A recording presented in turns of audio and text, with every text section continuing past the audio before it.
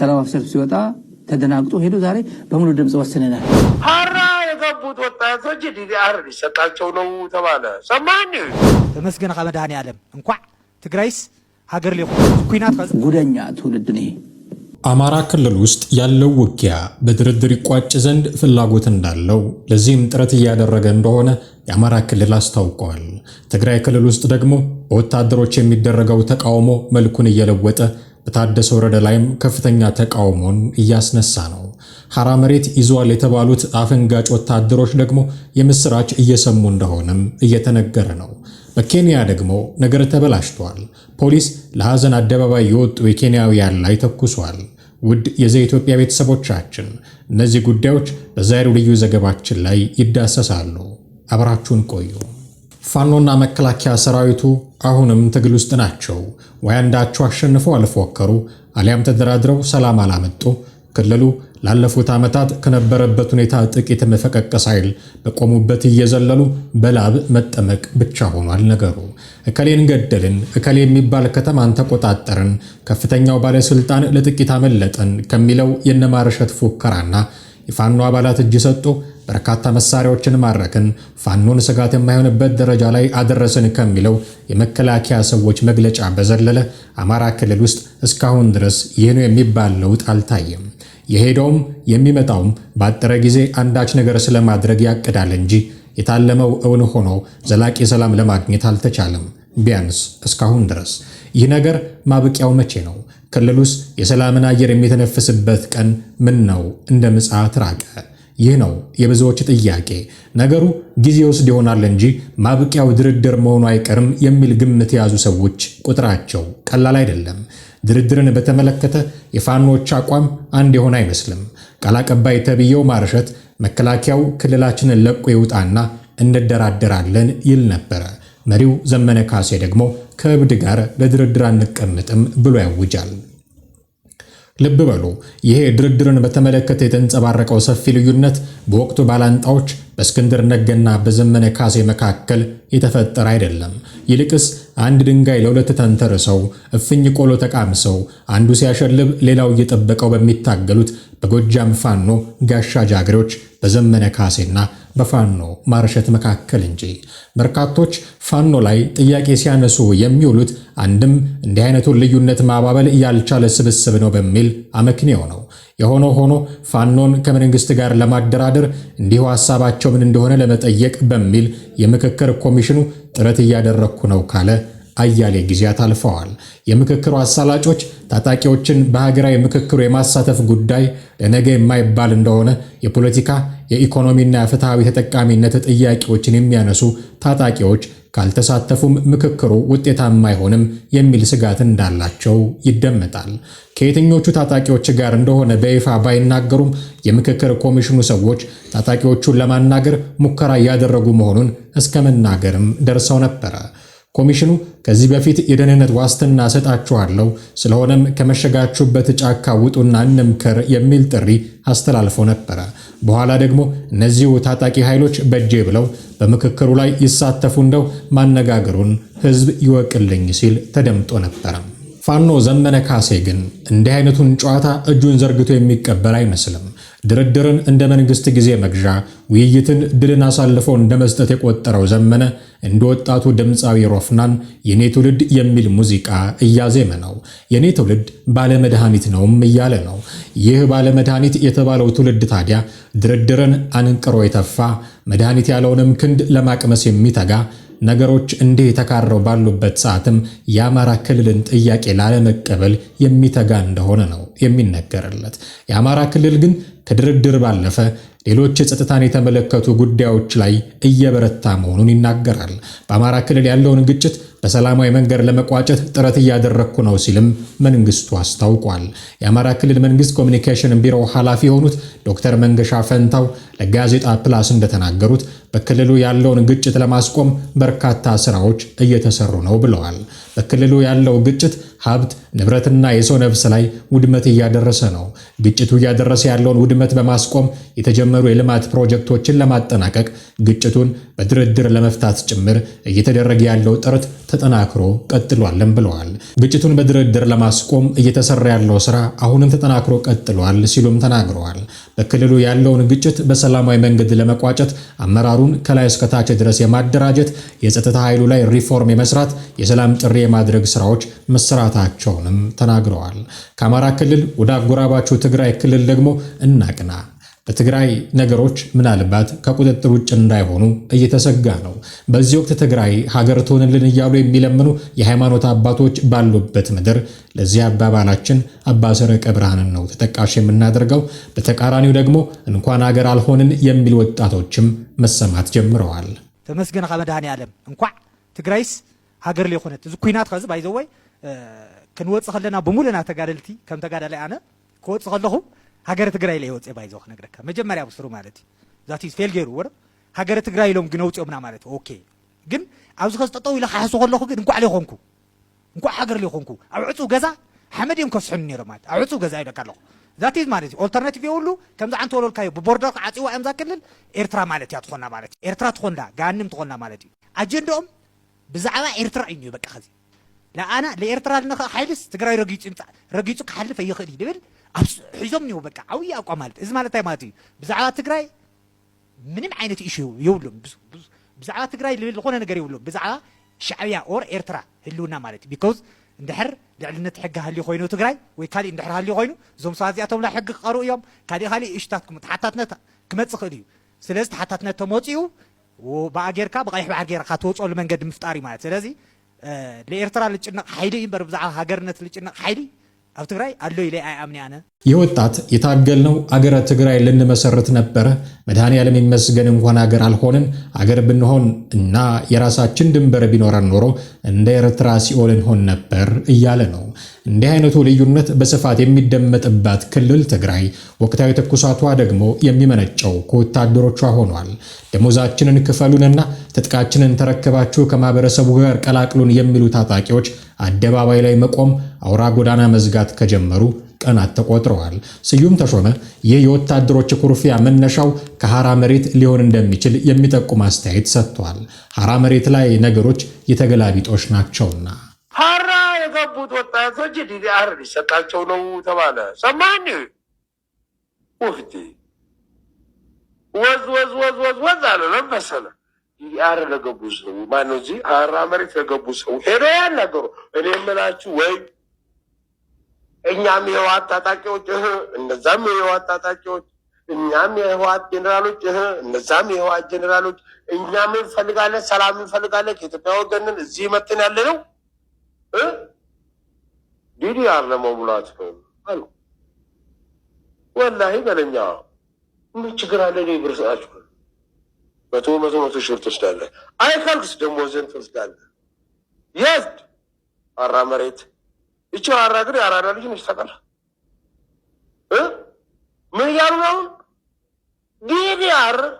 ቆይ ወብዬ ዲዲአር እንካል ነው እምቢ አሉ። እንካል ናቸው እምቢ አሉ። እሺ እምቢ ካላችሁ ብር አንሰጥም አልናቸው እና ምን ልሰጠን ሲሉ እንጂ ለምን ሐራ ጋር ይጀደ ሰራዊት ያለው አሁን እኮ ሐራ ጋር እናንተ ጋር አይደለም ብሎ ሐራ መሬት ሄዶ ለሐራ መሬት ስለገቡ ወታደሮች ታጣቂዎች ምን ሊሰጣቸው ነው? ዲዲአር ሊሰጣቸው ነው። መቶ ሺህ ብር። ከዛስ ወደ ሰላማዊ ቤት፣ ከዛስ ወደ ሰፊው መሬት፣ ወዴት? ወደ ኢትዮጵያ ሰላማዊ ቤት የሚኖሩበት ቻሪፍ ናት። ይህን የሰሙ ሰዎች ደግሞ ማን ላይ እንተኩስ፣ ጠላታችን ማን እንደሆነ ማወቅ አቃተን እያሉ ነው። ሌተናል ጄኔራል ታደሰ ወረደንም ለዚህ ሁሉ መነሻ የእርሶ ድክመት ነው ብለው ማብጠልጠልን ይዘዋል።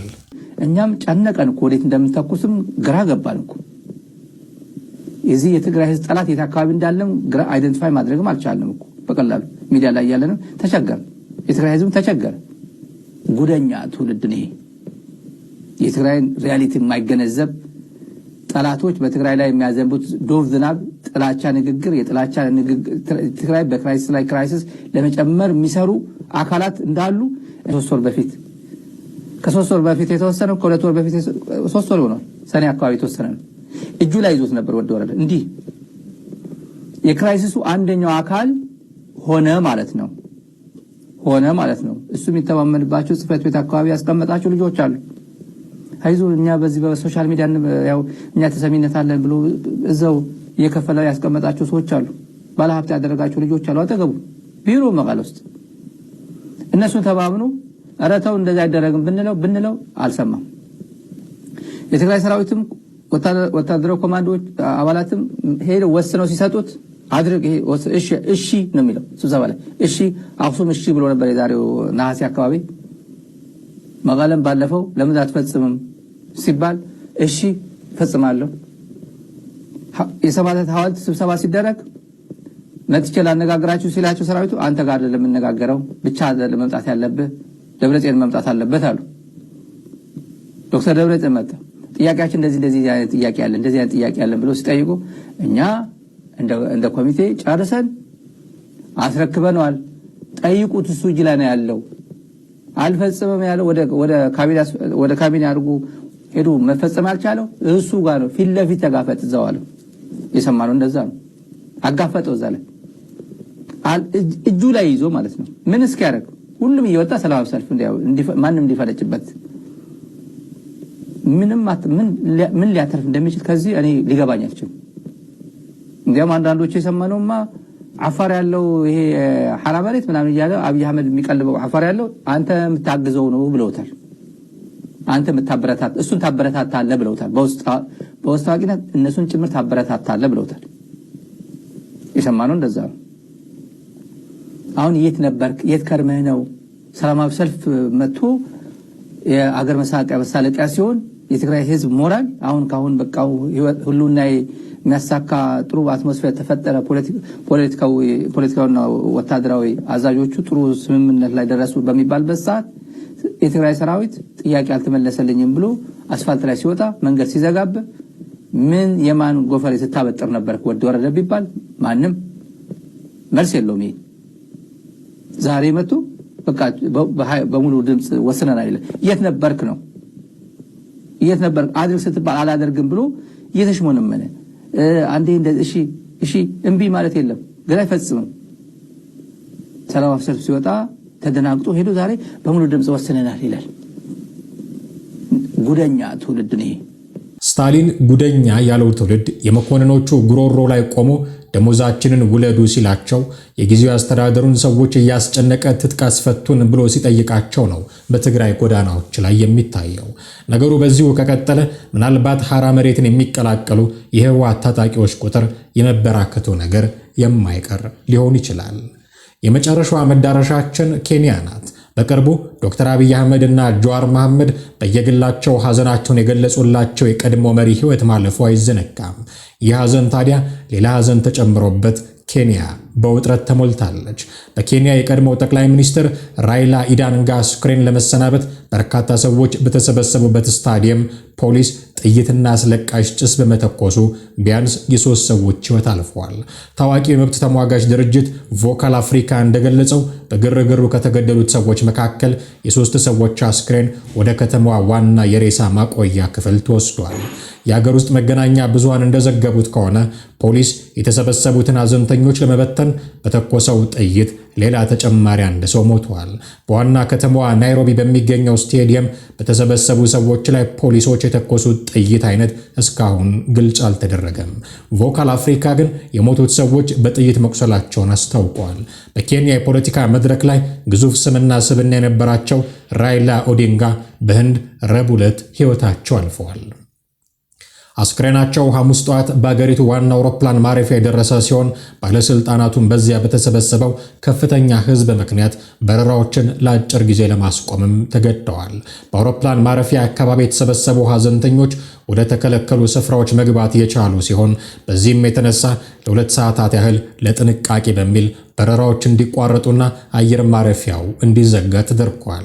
ከአየር መንገዱ ጀምሮ በሺ የሚቆጠሩ ሰዎች አስክሬኑን የያዘውን መኪና በማጀብ ከመሃል ከተማ በ10 ኪሎ ሜትር ርቀት ላይ ወደሚገኘው ስቴዲየም በማጀብ በሰልፍ ተንቀሳቅሰዋል። የራይላ ኦዲንጋን አስክሬን ለመሰናበት ከተጠበቀው ህዝብ በላይ በመውጣቱ መጀመሪያ ላይ በፓርላማው ሊካሄድ የነበረው የሽኝት ፕሮግራም ወደ ካሰራኒ ስታዲየም እንዲዞር ተደርጓል።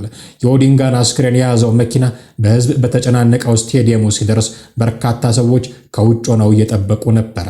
ከደቂቃዎች በኋላ ብዙ ህዝብ የስታዲየሙን በር ጥሶ በመግባቱ ፖሊሶች አስለቃሽ ጭስ ተኩሰዋል። በስፍራው ሐዘናቸውን ለመግለጽ የተሰበሰቡ ሰዎች በምላሹ በመሸሽ ወደ መውጫው ሮጠዋል። በስፍራው የነበረ የቢቢሲ ጋዜጠኛ ሲቪል የለበሱ ሰዎች ሐዘንተኞችን በዱላ ሲደበድቡ ተመልክቻለሁ ብለዋል። የቮካል አፍሪካ ዋና ስራ አስፈጻሚ ሁሴን ካሊድ ደግሞ እንደተናገሩት በናይሮቢ አስክሬን ማቆያ የተገኙ ባልደረቦቻችን 3 አስክሬኖች በጥይት ቆስለው መውጣታቸውን መመልከታቸውን አረጋግጠዋል። ሌሎች አስክሬኖች ወደ ሌሎች አስክሬኖች ማቆያ ከተወሰዱ በሚል ሌሎች ባልደረቦቻቸው ክትትል እያደረጉ መሆኑንም አክለዋል። ትርምሱ ከተረጋጋ በኋላ የኬንያው ፕሬዝዳንት ዊሊያም ሩቶን ጨምሮ ሌሎች የአገሪቱ ከፍተኛ ባለስልጣናት የራይላ ኦዲንጋን አስክሬን ተሰናብተዋል። የቅብር አስፈጻሚ ኮሚቴውን የሚመሩት ምክትል ፕሬዝዳንት ኪቱሬ ኪንዲንኪ ሐሙስ አመሻሽ ላይ ጋዜጣዊ መግለጫ የሰጡ ቢሆንም ስለተፈጠረው ትርምስና ስለሞቱ ሰዎች ግን ያሉት ነገር የለም። አርብ ዕለት ለአስክሬኑ በወታደራዊ ክብር ከተሸኘ በኋላ ህዝቡ እስከፈለገ ድረስ ተገኝቶ እንዲሰናበት እንደሚደረግም ገልጸዋል። ቅዳሜ ዕለት አስክሬኑ በምዕራብ ኬንያ በቪክቶሪያ ሐይቅ ዳርቻ ላይ ወደምትገኘውና ጠንካራ ፖለቲካዊ ድጋፍ ወዳላቸው ስፍራ ወደ ኪሲሙ ይጓዛል።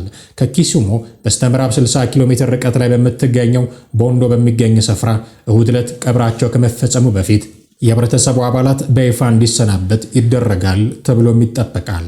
እንደ ቤተሰቡ ገለጻ ከሆነ የኦዲንጋ ኑዛዜ የቀብር ስነ ስርዓታቸው በ72 ሰዓታት ውስጥ እንዲፈጸም ነው። የ80 ዓመቱ የቀድሞው ጠቅላይ ሚኒስትር ረቡዕ ጠዋት በህንድ የእግር ጉዞ ላይ ሳሉ በመውደቃቸው ወደ ዴቫ ማታ ሆስፒታል ቢወሰዱም ህይወታቸው ሊተርፍ አልቻለም። የኬንያ መንግስት የ7 ቀን ሐዘን አውጇል። በኬንያ ፖለቲካ ውስጥ ትልቅ ቦታ ያላቸውና ለብዙ ዓመታት የአገሪቱ ዋነኛ ተቋሚ መሪ ሆነው የቆዩት ራይላ ኦዲንጋ በ5 ፕሬዝዳንታዊ ምርጫዎች ተወዳድረው ተሸንፈዋል።